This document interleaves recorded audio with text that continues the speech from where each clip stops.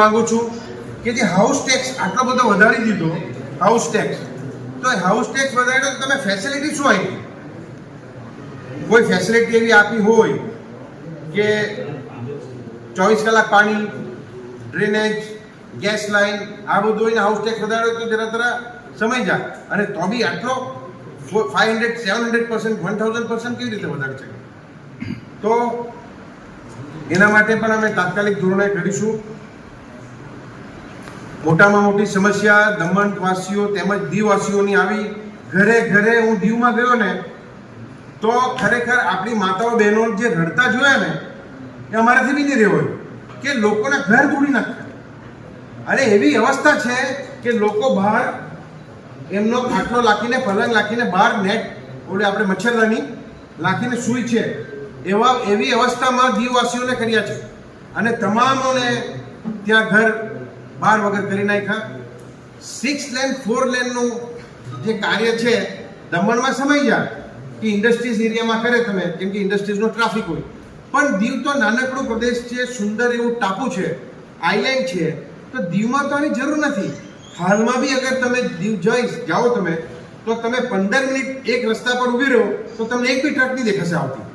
15 થી 20 મિનિટ તમે અગર ઊભી રહેશો તો એક ટ્રકની આવડ જવડ બી ત્યાં દેખાશે નહીં. તો શું લોકોના ઘર તોડી તમે આ શું સાબિત કરવા માંગો છો?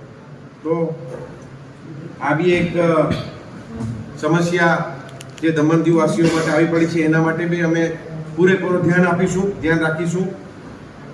જંપોર અને દેવકામાં જે સ્ટોલ હતા એ લોકોને ઘરે બેસાડી દીધા, બધા સ્ટોલ નહીં લીધા અને બહારના લોકોને સ્ટોલ આપવાના એવી મને વાત મળી છે. હજી તો વાત નથી પણ આવી વાત આવી છે. જે રીતે દીવમાં તમામ સ્ટોલોની હરાજી કરવા માંગે, એક સ્ટોલ 3 લાખથી ચાલુ થાય અને 7 લાખ સુધી ગયો. 3 લાખથી સ્ટાર્ટ થયો અને 7 લાખ સુધી ગયો નાગવા બીચ પર સ્ટોલ. તો આ શું તમે કરવા માંગો? અમે જ્યારે સ્ટોલ જંપોર દેવકામાં આપેલા તો એક 100 રૂપિયા પંચાયત ટોકન લેતી હતી, 100 રૂપીસ ટોકન, મને જ્યાં સુધી ખબર છે. તો આ લોકોની રોજીરોટી બંધ કરી દીધી. લાયસન્સ હોટેલ્સ હોય કે પછી હોટેલ કીપર લાયસન્સ હોય કે આપણા બાર એન્ડ રેસ્ટોરન્ટના લાયસન્સ હોય કે પછી વાઇન શોપના લાયસન્સ હોય, એને ખુલ્લા કરીશું. લાયસન્સ નવા લોકોને આપીશું અને એની જોગવાઈ, સ્પેશિયલ જોગવાઈ રાખીશું. કારણ કે OIDC ઓમ્નિબસ ઇન્ડસ્ટ્રીયલ ડેવલપમેન્ટ કોર્પોરેશન જે છે, જે સરકારના અધીન છે, એ દારૂનો ધંધો કરી રહી છે એને તાત્કાલિક ધોરણે બંધ કરાવીશું. અને આપણા જે લોકલ સ્થાનિક લોકો છે એ સ્થાનિક લોકોને રોજગારી મળે એવું અમે કંઈક કરીશું. કેમ કે સરકાર કોઈ દિવસ દારૂનો ધંધો નહીં કરે જે રીતે દમણ OIDC દારૂનો ધંધો કરી રહી છે. તો તાત્કાલિક ધોરણે આ બી બંધ કરાવીશું અને લોકલ જે આપણા લોકો છે એ લોકોને આ સુવિધા મળે અને રોજગારી મળે એના પર ધ્યાન આપીશું. એ પ્રાઇવેટાઇઝેશનને પાછું શાસન પ્રશાસન ગવર્મેન્ટના અધીન કરવાનું અને જે સબસિડાઇઝ વીજળી આપણે લોકોને આપતા હતા પ્રદેશવાસીઓને, એ વીજળી મળે એના માટે પ્રાઇવેટાઇઝેશન પાછું પરત કરી સરકારી આધીન જે હતું સરકારની આધીન એ આપણે વાર્તામાં તમામ મારા સાથી મિત્રોનું સ્વાગત કરું છું. કોંગ્રેસ પાર્ટીનું હું હમણાં દીવથી આવ્યો. સંજયભાઈ ડિટેલમાં મેનિફેસ્ટો પર વાત કરી. 1-2 દીવની હું વાત કરવા માંગુ છું. પહેલા દીવમાં મોટામાં મોટી સમસ્યા છે એ જે આપણા ત્યાંના જે બહેનો છે અને ખાસ કરી જે આપણા ગર્ભવતી બહેનો હોય એની ડિલિવરી માટે શાસન પ્રશાસન આપણા સરકારી હોસ્પિટલમાં એમને એન્ટરટેન નથી કરતા અને એઓને ઉના કે રાજકોટ ડાયવર્ટ કરી દે છે. એમને ઉના મોકલી આપે છે અને એવું કહે છે કે અમારા પાસે ડૉક્ટર નથી અને તમારો કેસ બગડી જાય એવું છે અને તમારે એમને રિફર કરી દે બહાર ગુજરાત. તો that is very dangerous and I think આપણા પાસે આટલું મોટું ભંડોળ, આટલા ડૉક્ટર્સ, આટલી બધી આધુનિક વાત કરી આપણે, તો શા માટે આપણે એમને ગુજરાત ખસેડે?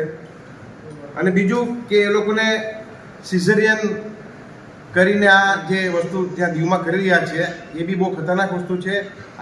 આમાં બી એક અમે કહ્યું કે એક આવેદનપત્ર બી અમે આપવાના છે શાસન પ્રશાસનને, અને આ વસ્તુને તાત્કાલિક ધોરણે રોકે. અને અમે આ વસ્તુને બી મેનિફેસ્ટોમાં આવરી લીધું છે, પણ ડિટેલમાં હજી એમાં પોઈન્ટ હજી બી થોડા અમે અંદર લેવાના છે. બીજું, દીવમાં જે પ્રોબ્લેમ છે, મોટામાં મોટી સમસ્યા, જે રીતે દમણમાં આપણું બાંડોદકર સ્ટેડિયમ લઈ લીધું અને ત્યાં કોઈ ક્લબ બનાવી દીધું, પ્રાઇવેટ પાર્ટીને આપી દીધું, એ જ રીતે દીવમાં પણ છોકરાઓને રમવા લેતા નથી સ્ટેડિયમમાં, અને ત્યાં એવા કોઈ ગ્રાઉન્ડ સ્ટેડિયમ છે નથી. તો અમે એવું વિચાર્યું કે 2 આધુનિક સ્ટેડિયમનું નિર્માણ થાય દીવમાં, એક રૂરલમાં એક અર્બનમાં. એટલે દીવ કે ગોગલામાં એક અર્બનાઇઝ એરિયામાં, મ્યુનિસિપાલિટી એરિયામાં, અને એક રૂરલ ગામડામાં એક 2 આધુનિક સ્ટેડિયમ ત્યાં ડેવલપમેન્ટ થાય. એના માટે અમે મેનિફેસ્ટોમાં અમે કહ્યું છે. અને જો આપણે રોડ, દરિયો પૂરી રોડ બનાવી શકતા તો કેમ એક સુંદર એવું સ્ટેડિયમ બી બનાવી શકીએ? સરકારની ઘણી બધી જગ્યા છે ત્યાં. અને કોઈ CSR હોય તો CSRનું ફંડમાં આપણે બધા સર્કલ બનાવતા, એના કરતી કેમ નહીં આપણે સ્ટેડિયમ બનાવીને બાળકો આપણે રમે? દીવમાં 2 છોકરાઓ મળ્યા, એ રણજી ટ્રોફી રમે છે, એની બી મારી મુલાકાત થઈ. તો ત્યાંથી રણજી ટ્રોફીમાં બી નીકળ્યા છે. તો એ લોકોને જ કહેવાનું કે ભાઈ અમને અહીં અમારે ગ્રાઉન્ડ નથી. બીજું, દમણમાં જે થઈ રહ્યું છે ખાલી પેપર પર છે, એને કોઈ કે સેલ પરમિશન કોઈને આપતા નથી, કે પછી FSI વધારવાની વાત તો રિજનલ ટાઉન પ્લાનિંગમાં કહી દીધું, પણ એમાં કંઈ થતું નથી. બીજું કે ઘર બનાવવા પણ NOC આપતા નથી, કે 3 ગુંઠામાં કહ્યું હતું કે 3 ગુંઠામાં આપણે પ્લોટ હોય તો ઘર બનાવો, પણ એના માટે બી હવે NH જોઈએ ને આ જોઈએ તે જોઈએ, એમાં પરમિશન આપતા નથી. મોટામાં મોટી સમસ્યા આપણા દમણ અને દીવવાસીઓમાં છે એ 80 થી 100 લાયસન્સ કેન્સલ રદ કરી નાખ્યા છે વાઇન શોપના.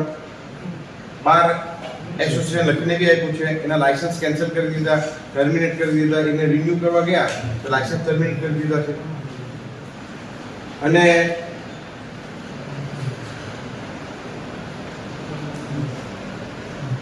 ઇન્ડસ્ટ્રીઝની હું વાત કરવા માંગુ તો આપણા જે પ્રવાસી વર્કર છે બહારથી, જે નોર્થ ઇન્ડિયાથી આવીને અહીંયા કામ કરી રહ્યા છે, જે ઘણા વર્ષોથી દમણમાં રહી રહ્યા છે, અને બાકી આવજાવ બી ઘણા બધા કરી રહ્યા છે. તો અમને એવી ખબર પડી છે કે ઇન્ડસ્ટ્રીઝ વાળા એ લોકોને સેલરી બહુ ઓછી આપે છે. જે મિનિમમ વેજીસ હોય એ વેજીસ કરતાં બી ઓછી આપી રહ્યા છે, અને 10-10 દિવસની સેલરી કાપીને રાખી દે છે. અને એવું કહેવામાં આવે પૂછે એટલે કે ભાઈ તમે લોકો ઘર ચાલી ગયા તો, એટલે એ લોકોને વેજીસ માત્ર 20 કે 18 દિવસનો જ આપે છે, અને બાકી એ લોકોને વેજીસ આપતા નથી. તો આ દાદાગીરી ઇન્ડસ્ટ્રીઝ વાળાની ચલાવીશું નહીં. અને દમણમાં જે ઇન્ડસ્ટ્રીઝ છે, હું બી ઇન્ડસ્ટ્રીઝનો એસોસિએશનનો અધ્યક્ષ રહ્યો.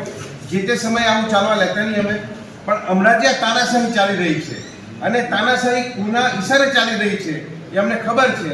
તો આ તમારા માધ્યમથી હું ઇન્ડસ્ટ્રીઝ એસોસિએશનના અધ્યક્ષને કહેવા માંગુ છું કે તાત્કાલિક ધોરણે આ બંધ કરે.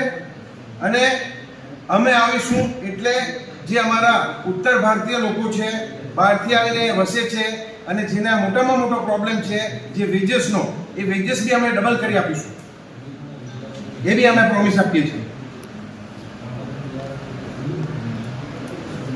બીજું, સરકારી નોકરીમાં સ્થાનિકોને નહીં લઈ રહ્યા. અહીંયા VTV ન્યૂઝનો લોગો બૂમ મેં જોઈ રહ્યો છે, આપણા સાથી મિત્ર હશે, પાછળ વાત કરીશ એમને પછી. VTVએ કાલે એક ન્યૂઝ ચલાવ્યું હતું મારા માટે કે ભાઈ કેતન પટેલે બફાટ કરી કે દમણ દીવ ગુજરાતમાં નથી, ગુજરાતનો ભાગ નથી. હવે એ લોકોને ખબર હોય કે દમણ દીવ તો અલગ છે, ગુજરાતનો કા ભાગ છે? આખા દીવમાં ચલાવ્યું કે ભાઈ કેતન પટેલનો બફાટ કે દમણ દીવ અને ગુજરાત અલગ. મને તો એવું થયું કે રાત્રે જોડી તો નહીં લીધો યાર. હા ખરેખર મેં બે જઈને પૂછ્યું ભાઈ અમે એ પરિવાર બધાને પરિવાર એટલે યુવા સાથીઓને મળ્યા અને યુવા સાથીઓને મેં બાંયધરી આપી છે કે તમે કોંગ્રેસના પડખે રહેશો, કોંગ્રેસ સાથે રહેશો, તો હું તમને બાંયધરી આપું છું કે આ જે ગ્રાઉન્ડમાં સ્કૂલનું નિર્માણ થઈ રહ્યું છે એ પાયા ખોદેલા છે, ફાઉન્ડેશન ખોદેલું છે, એને અટકાવીશું, તાત્કાલિક ધોરણે એને માટી પાછા ભરાવીશું અને એ લોકોને સ્ટેડિયમ અપાવીશું એવું મેં વચન આપીને આવ્યો છે. અને એ વચન મને ખાતરી છે, ઉમ્મીદ છે કે જૂનની 7 તારીખ પછી આ વચન પૂરું કરીને વણાકબારાના યુવાઓને આપીશ. કારણ કે જે સ્કૂલનું નિર્માણ કરી રહ્યા છે એ બહુ મોટી જગ્યા છે અને પાછળ ઓલરેડી સ્કૂલ છે, ત્યાં ગ્રાઉન્ડ પ્લસ 10 ફ્લોરની બી સ્કૂલ બની શકે છે. ઇન્ડસ્ટ્રીઝ, દમન ઇન્ડસ્ટ્રીઝ વાળાઓ જે આપણા પ્રદેશમાં જે ઉત્તર ભારતીય લોકો છે અને જે બહારથી યુપી, બિહાર અને નોર્થ ઇન્ડિયાથી અહીંયા વસેલા છે અને એને જે રીતે હેરાન પરેશાન કરી રહ્યા છે અને જે રીતે ઇન્ડસ્ટ્રીઝ મનમાની ચલાવી રહી છે અને એમના વેજીસ ઓછો કરી દીધો છે, એ વેજીસ પાછો અપાવીશું અને એ વેજીસ અમે ડબલ કરાવીને રહીશું. કારણ કે ઇન્ડસ્ટ્રીઝને કોઈ ફરક પડવાનો નથી, પરંતુ આપણો જે એક બહારથી એક આવીને વસેલો આપણો એક પરિવાર હોય એ પરિવારને સુવિધા મળે એના પર અમે ખાસ ધ્યાન આપીશું. प्रधानमंत्री हिंदू मुस्लिम बना गए. अरे 10 साल का बताओ ना क्या किया विकास डेवलपमेंट. 370 की कलम रद्द हो गए, किसने बोला रद्द हो गई, उसमें भी एक अमेंडमेंट रद्द किया है. अरे ये पता नहीं जनता को बेवकूफ बनाया जा रहा है. व्हाट्सएप यूनिवर्सिटी पढ़ के बात कर रहे हैं, ऐसा थोड़ी चलता है. राम मंदिर में 4 शंकराचार्य नहीं गए, बहिष्कार किया.